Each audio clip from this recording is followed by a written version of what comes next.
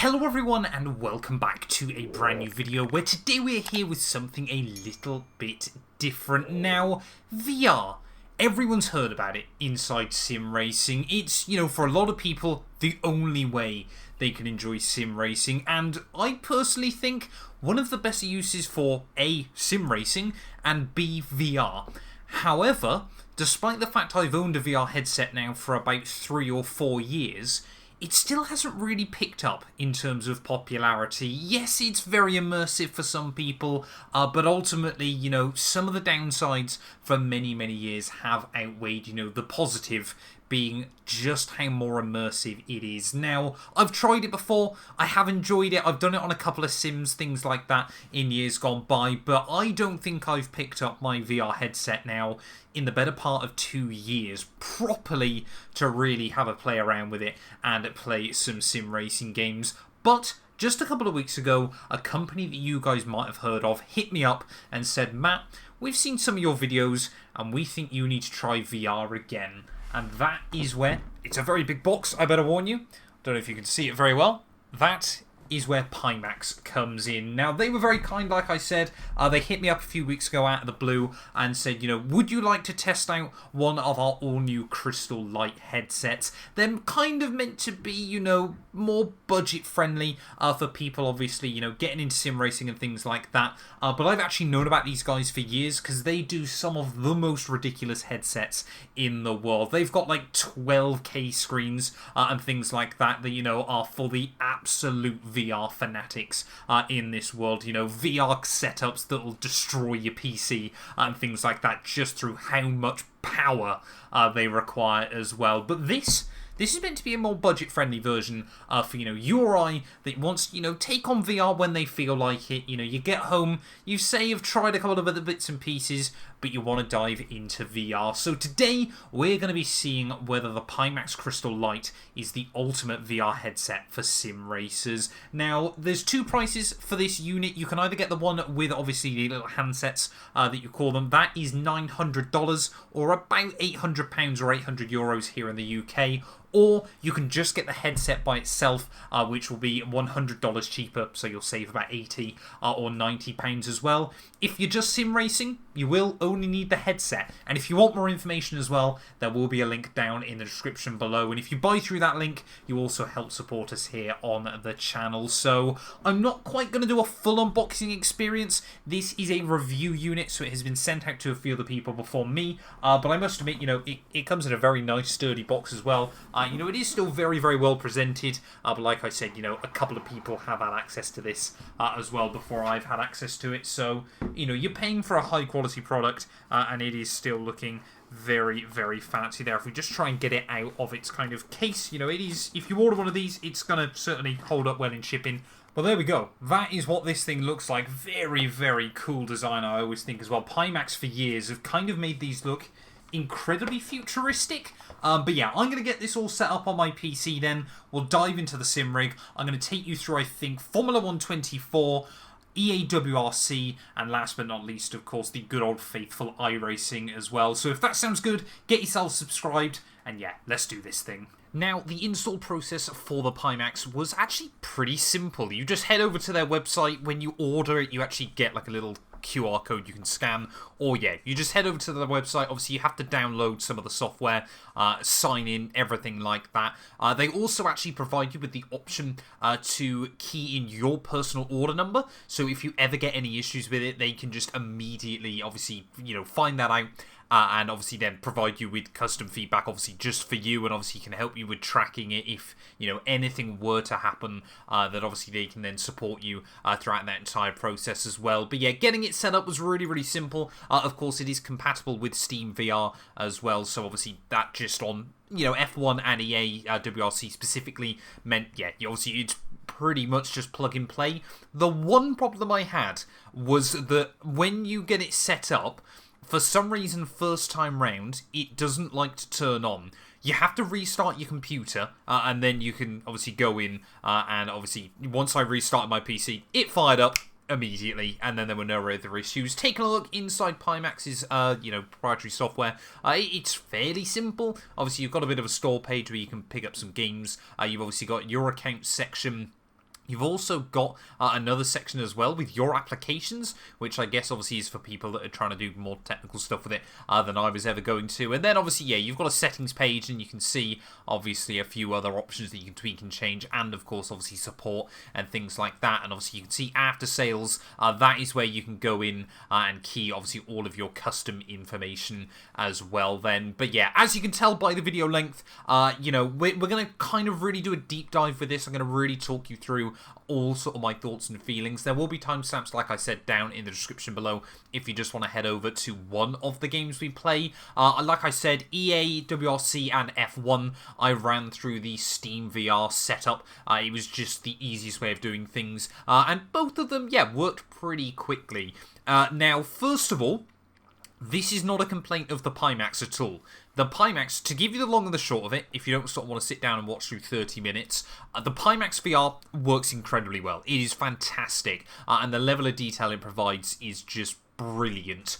EAWRC and F124 hold every VR headset back so badly, and for Codis to still recommend F124 with VR, I think is just absolutely shambolic. Now, there's one article that kind of goes round that people talk about this, and apparently EA have kind of confirmed that they never once tested VR before the game came out.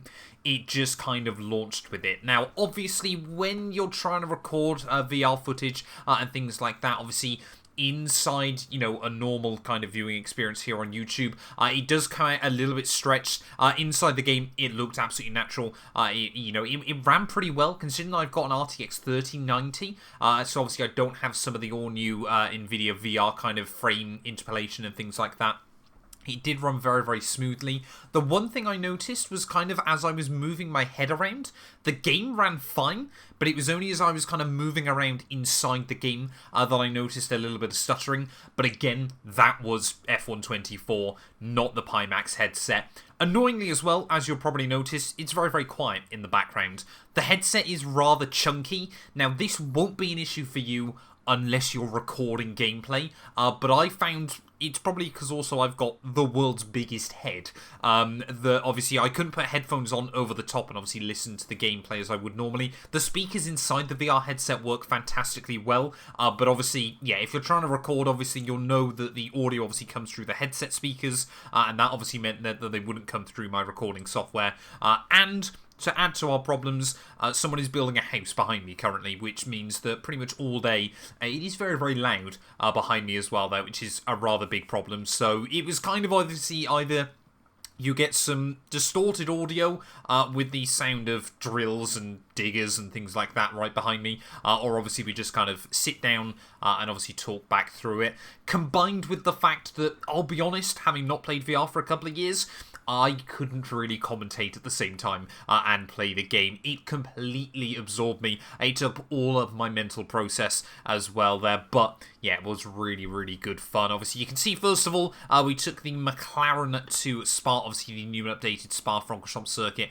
inside F124. Like I said, you know, getting it all configured worked really, really simply. You have got to do a couple of weird little trickery things with F124, you know, with NVIDIA DLSS and I think AMD FXXA or whatever it's called, to really kind of get like the most out of it. But you can see obviously, yeah, with this headset, you know, I had it ran at, I think it was 2500 by 1400, and you can see, yeah, the frame rate obviously in this recording will be slightly lower, but it ran completely smoothly inside the game as well. The other weird thing I've noticed with the F1 games and the AWRC, it has to run two versions of the game at the same time. So you're running obviously one in your VR, and then behind the scenes it's having to run a standard version of the game as well. So this is basically obviously trying to run it in VR and playing F124 as you would normally on the same PC at the same time. EA, they desperately need a rework of this. You know, like I said, this is not a problem with the Pimax whatsoever. You know, EA, they've got to do a lot of work if they want to, you know, there's no point bothering semi-supporting VR, you know, when companies like Pimax, you know, are putting so much effort in to try and get it to work as best as possible. And obviously, yeah, EA and Codemasters are doing absolutely nothing to try and help them as well there. But yeah, I thought obviously after a couple of laps, we would decide to dive into a race here from the Singapore Grand Prix circuit as well. This time round, we are in the Ferrari with Carlos Sainz. I was hoping I could kind of try and come through the field and see if we could win. Somehow I qualified on pole, so you can see they're taking a look round and trying to have a look at Charles Leclerc behind. Also, you know, I wouldn't blame you if you were laughing at me. You know, these headsets look, you know, they are quite big. They are quite heavy. You know, I would say they are a little bit on the heavier side. And when you think the Pimax Crystal Light, you know, the key is in the name. It is meant to be one of their lighter ones. I did find, obviously, that it was still very, very heavy on my face. But again, it's one of those things that you would get used to as well very quickly. And a lot of people kind of use, like, the cable that connects to your PC. You know, if you wrap it around the back of, like, your chair and things like that, you know, it would work out a little bit better as well there. But you can see, yeah, obviously, you know, again, the FPS doesn't look so great in the recording. It was absolutely fine when playing the game. I think I was getting the full kind of 90 that you need to really sort of play any kind of game in VR, because of course that gives you 45 FPS for each eye. As you can already see, yeah, Leclerc and I believe Oscar Piastri have flown past me on the opening lap here in Singapore as well there. But yeah, like I said, you know, it's quite a heavy headset still, but you know, you've got so many options inside it to kind of tweak it and fine-tune it to your personal taste. So for example, there's a little slider on the left-hand side that obviously allows you to move both of the lenses either in or out, obviously to line up with your eyes as well. So, you know, that is really, really important. And, you know, once again, I think what's fantastic about this product that you don't really get with a lot of other kind of mainstream VR headsets is Pimax, obviously, what they've done is they have fine-tuned the art of, you know, high quality, you know, generally quite expensive VR headsets, but they've absolutely fine-tuned the art of obviously high quality, you know, good build quality, and, you know, fantastic features as well. And obviously then what they've done is the most important ones. They've then obviously, because they've had so many years of experience now, you know, they've been making VR headsets, I think, for, you know, about 5-10 years now. Obviously, what they've done is they've really brought, you know, those key features, you know, that they've been able to fine-tune the processing on, you know, cut the cost down, and obviously bring them to a more budget-friendly headset as well. You know, like I said, this one is, you know, a little bit more expensive than kind of a lot of the other mainstream offers, but it's still very, very cheap in comparison to, you know, most of the other Pimax products. And, you know, you're still getting a huge amount of quality. You know, it does feel like a step up from something, say, that Oculus or HTC or any of those companies are doing right now. You know, it kind of hits a sweet spot where obviously if you've used VR before and you kind of want to take it to that next level, you know, this is an absolutely fantastic, still quite budget-friendly option here. And, you know, like I said, F124, yeah, it might be a bit of a pain to set up, but it does still look pretty good, I think, you know, once you've kind of got everything fine-tuned there.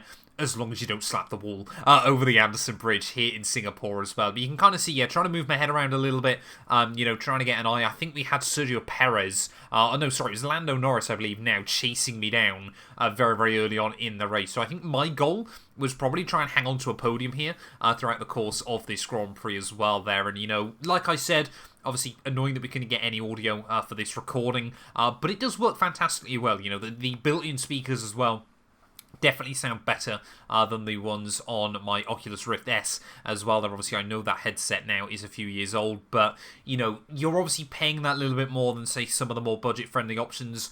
But boy, oh boy, does it feel like a step up as well. And, you know, like I mentioned in the intro, I have got a link down in the description below if you want to take a look, you know, if you want to purchase this headset. I believe as well, I might be able to get you guys a discount code, which might save you a little bit of extra money. And, you know, like I said, obviously, actually going back on the website, I recorded the first part of this video last week. It seems like, yeah, the prices are actually slightly cheaper there. As you can see, Lando Norris trying to have a look around my outside there, down at the end of the Raffles Boulevard, completely locked up, and that kind of took me by surprise, because, you know, obviously this is very, very immersive still as well. And, you know, I've mentioned it before, I would like at some point to do an F1 VR career mode, you know, start down in Formula 2 and do everything, you know, cockpit cam like this, you know, from that VR perspective, and, you know, kind of do like a full driver's eye experience.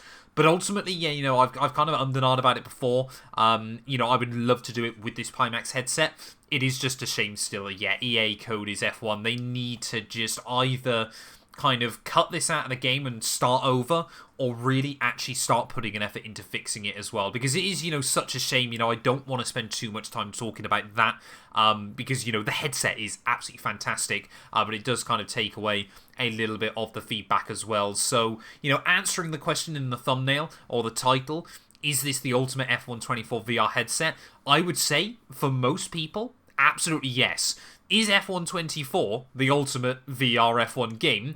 Probably not. You're going to be better off, I would have said, with iRacing, which of course we'll be covering a bit further down in the video as well. I'd love to sort of cover a load of racing sims, but ultimately, yeah, I just haven't quite got the time at the moment, unless, Pimax are willing to let me keep the headset for a little bit longer as well there. But yeah, you can see starting that 4 though of this race, we're already most of the way through this 5-lap sprint here from Singapore. You can see we've got Perez goes for an absolute dive bomb down the inside there, and of course obviously you get that better idea as obviously to where the other cars are. There is still on my outside through the next corner. Annoyingly, capture always is your right eye. It doesn't kind of center it up, which is a little bit of a shame. But yeah, Perez makes the move happen that time around there, but I have consciously tried to save just a little bit of my battery as well there as we make our way through the middle sector. Of course, I find the street circuits are absolutely the best ones for racing in VR. Of course, it's always a little bit tricky, when you're playing the games, obviously with that fixed FOV that you get from using a monitor, you kind of lack that little bit of extra precision that you get obviously with VR. Once you've done a few laps, now I feel you're able to sort of race closer and closer with the AI, race more wheel to wheel there, as you can see, trying to just get a little bit closer in towards this new and improved final sector of the lap, and you can see you can really get up to the back of the car in front of you. Obviously, cockpit in the F1 games is fairly immersive most of the time. I still don't understand why the FOV doesn't really allow you to see the mirrors very well, but now as we start the last lap then of the Grand Prix, it is all or nothing against Sergio Perez here. We'll go clean around his outside through turn 1 there. He just tried to show the nose through turn 3, but we'll make the move work, and we'll get back around his outside there as we make our way down in towards the Raffles Boulevard, though this is where he's going to have to DRS on me, and this is where we're really going to have to try and push to defend. They're checking both the mirrors there just to see which way he's going to go. We're going to try and go defensive, but it's not going to happen. Perez has already got to our inside there, so once again, you can see the Mexican trying to hook it up, and we know this time round we need to get the elbows out a little bit more through this next corner. That was obviously where Sergio last time was able to go for it there, and actually a little bit of wheel-to-wheel contact as the Mexican tries to squeeze me out. We'll get a warning for a collision there, and Perez on the inside can't get the run off the corner, so as we make our way back down into the old Singapore sling, we're going to move back up, and we are hopefully going to be able to hang on to a podium in this race as well there. And I must admit, it is, like I said, it's so immersive, it's so fun, it's so different as well, which is the bigger thing. But boy, oh boy, did it make me feel ill as well at the time. I haven't done VR in so long. I had my aircon running and things like that, to try and keep myself cool. But yeah, I must admit, after playing F1 and EAWRC, I did have to go for a bit of a lie down for probably close to an hour, where I just shut my eyes and hoped that the world would stop spinning there. But Charles Leclerc is going to win the Grand Prix. You can see me waving my head around like a lunatic. That was obviously to try and see if I could get a look at the fireworks here from the Singapore Grand Prix as well. But yeah, there we go. We have survived the Singapore GP. So let's head over then to EA Sports WRC as well. And boy, oh boy, just from playing this game for a few minutes again, I remembered I need to play more Rally once more. It's so fun between this and Richard Burns, but in VR it is a very, very different experience. Now, there's a caveat to EAWRC, which of course I will mention in the interest of fairness. The VR in EAWRC is still in beta. Ultimately, I'm not a betting man, but I don't think it's ever going to leave beta, to be completely honest. I think, obviously, they've now finally implemented it, and it does work quite well. It's got some of the same limitations that you get, obviously, from the F1 game, but yeah, the Unreal Engine is a lot more optimized for VR than the Ego ERP4, I believe, or ERP5 that F124 is on. This game did work a lot better. It was easier to set up. There were less little trickery things that you had to do with it to make it work. but still some of the problems did persist. Once again, obviously, running it on quite a high graphic setting, and again, my 3090, I was able to handle it pretty well with this headset, but again, I noticed that it kind of felt like inside the car. The FPS around was again very, very good, but I was a little bit kind of concerned that it kind of like moving your head around inside the car was still a bit of a problem there. As this time round, we've taken, I believe it was the F2, the Peugeot 306 F2 kit car. This thing sounds incredible as well. Credits to it, in EAWRC again. They've done a very, very, really good job with that. And yeah, I think we took it onto the Habu Dam stage, just because it was one I know I've driven loads of times before and really, really recognised as well there. And boy, oh boy, yeah, I've spoke about how I'd love to get a rally car. If it's anything as scary as it is in game, which I'm sure it is, yeah, the VR once again really does provide you with that extra level of immersion. But yeah, like I said, I'm a little bit skeptical that EA are even going to take this game out of beta for the VR, simply because, it just doesn't really seem like they're putting much resources into it still. It hasn't really had any changes since it launched. And, obviously we've kind of seen, there's a bit of a roadmap now for EAWRC. That's another reason why I need to get back onto it, because it does look like, they want to keep this game going in the future. But, the VR system in Dirt Rally 2.0 worked so well, and it is a bit of a shame they're still in this game. I got scared when I did that. I will also admit very quickly, that one did almost make me kind of jump out of a seat there, because I was very, very nervous. That obviously I kind of just fallen off the side of a hill. But, yeah, once again, though, all of these issues are with the game. They're not a problem with the Pimax, because when we moved over to iRacing in a minute, that was why I saved iRacing. I had genuinely saved the best for last with this setup. It certainly, a few of my other kind of worries and concerns that I thought maybe at the time were the headset. They are actually, just problems with the EA games there, as you can see. Taking a quick look at our co-driver there.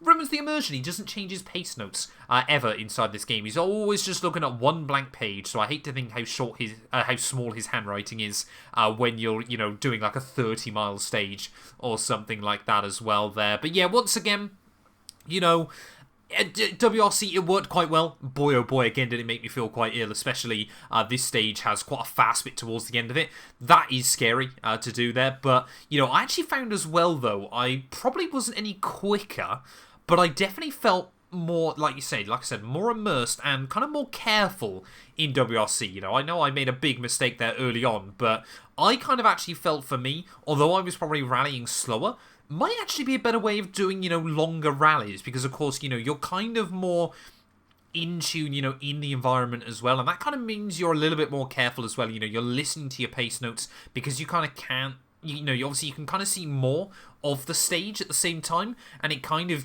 adds an extra element of risk as we almost absolutely clatter the wall. No idea what that's about as well, when you are going to run off the stage. For some reason, WRC, it dims it slightly. And the other problem I did have as well, which, again, you can't fault the Pimax for, was obviously that my handbrake and shifter are on the other side of the car to what it was in the game, which, certainly does kind of take you out of it just a little bit here as well. But yeah, like I said again, though, setting this up was really, really simple through Steam VR. A lot less trickery required inside EAWRC than F124. And yeah, this one is still in beta in F124. It's apparently, and I'm going to put air quotes up here, officially supported, which I'm still, really, really not convinced by there. But again, this is more about the Pimax, but, these things have got to be spoke about as and when possible as well, because, like I said, I'm going to title this video as, the ultimate F1 VR headset, and like I said, the headset is ultimate for it, and I think like I said, it works really, really well between different games as well. Obviously, setting it up through Steam VR, it just is, like I said, plug in and play once you remember to restart your PC as well there. But coming towards the end though of this stage here of Habu Dam, we've only crashed the car a couple of times. I guess I'll take that. It's quite a good one. You can see I'm starting to drive a little bit more like my grandmother would through these final couple of corners. it still felt incredibly quick when I was doing it at the time. Watching it back, I'm almost a little bit upset with myself that it looks just a little bit slow. The one thing I did find, though, one of the only drawbacks I had from this headset, and it, again, is, you know, probably in relation to me having a massive head, I did find it was slipping off my nose slightly. I kind of had to feel like I had to almost like inhale and like push my nose up. Otherwise, the headset I did find was kind of slipping ever so slightly. Now, obviously, you have got like a strap on the back that obviously you know, tighten it up obviously around the back of your head, and like I said, ultimately it's probably because, yeah, I've got a very odd head, but that was kind of like the one kind of drawback, because obviously once you get towards like the bottom of the lenses, obviously they are curved around the edges, and it kind of obviously was leaving, you know, with a little bit of blur, which, you know, does take you out of it ever so slightly as well there. But yeah, that was, like I said, the only real sort of complaint I had, obviously, about being in sim with the headset as well. You'll notice I think I end up doing it a little bit more on iRacing, so, you know, it is so important that you fine-tune it, you get yourself really comfortable with it, you know, as early as possible, because obviously, yeah, it will give you, you know, a few little things like that, which again probably contributes to the motion sickness, because obviously, you know, you're trying to immerse yourself as best as possible, but obviously those little bits and pieces, you know, that were my fault, can take you out of it ever so slightly there. But through the final couple of corners, though, of this stage, we are going to survive-ish. About 6:48 there. It's not a bad time in the end. Sorry, 6:50.9 in the end. And let's go in then to iRacing. Now, luckily for this one, I was able to record a little bit of audio. And boy, oh boy, most of the problems that I was having up to this point was solved immediately. I've decided to take the Cadillac CTS-V, not CTS-V, sorry, the V-Series GTP car here to Le Mans. Obviously, I recorded this all last week, and I was doing the Le Mans 24 hours over the weekend. Now, weirdly, iRacing is the one game where kind of you record from the left eye, not the right. I prefer it, to be honest. I couldn't really explain to you why. I think it's just like weird psychology, but I prefer, yeah, the recording from the right hand eye instead of the left there. But of course, yeah, it does mean that I need to move my camera over to the other side of the frame as well there. But yeah, iRacing VR, it just works. You plug it in, you know, with this headset, you get the graphics set up, and it just runs, and it runs smoothly anywhere, in anything, at any time, with any weather. You know, this is what you need from the F1 game if they want their VR system to be taken seriously, all with WRC as well there. And yeah, this sim was just absolutely fantastic. Did have, as you would have noticed, there are a couple of small issues with flickering occasionally.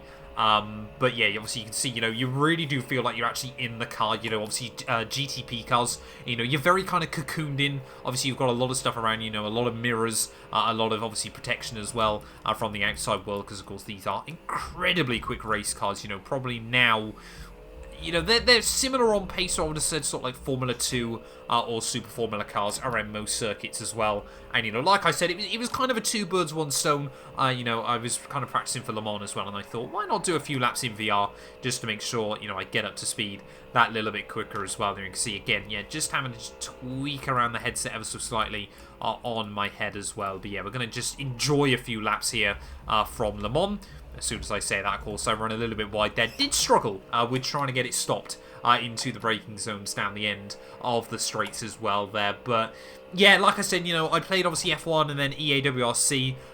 You know, really did feel quite dizzy afterwards. You know, really struggled with that.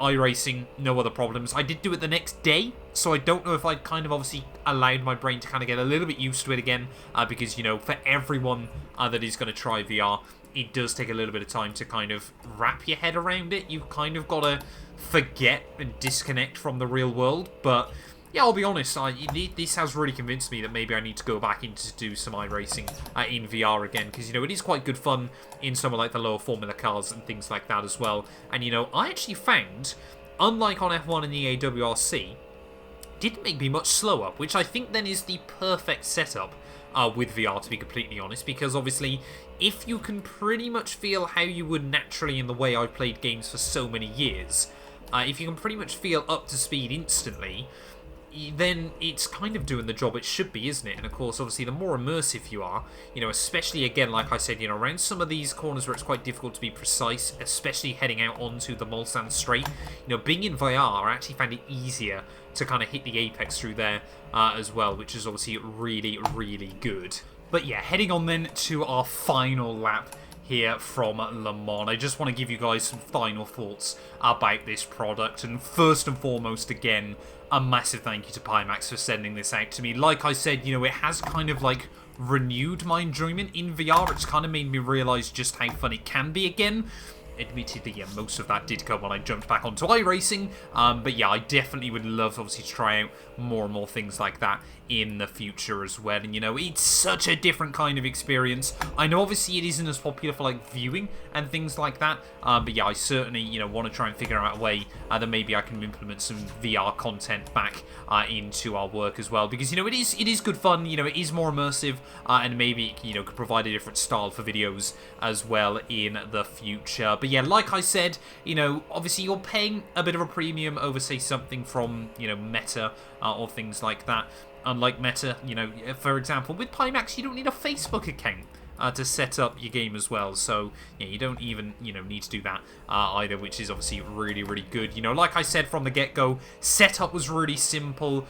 Getting it all configured was really, really easy. I actually had as well the pack with their handsets, but obviously don't need them for iRacing or any sim racing, for example. But even those, you just, it's very much kind of plug and play. You've got to make sure you charge them up a little bit beforehand, but the battery life on them as well is absolutely fantastic. And yeah, like I said, Pimax, if it's not a company you've heard of before, I know there's really kind of just a couple of companies that kind of dominate the space in the mainstream. Check them out. They are absolutely well worth it. They are premium quality. They, like I said in the intro, they come really well packaged as well. You feel like you are paying for a premium brand, and you're getting a premium product as well for it, which at the end of the day, I certainly cannot complain about as well.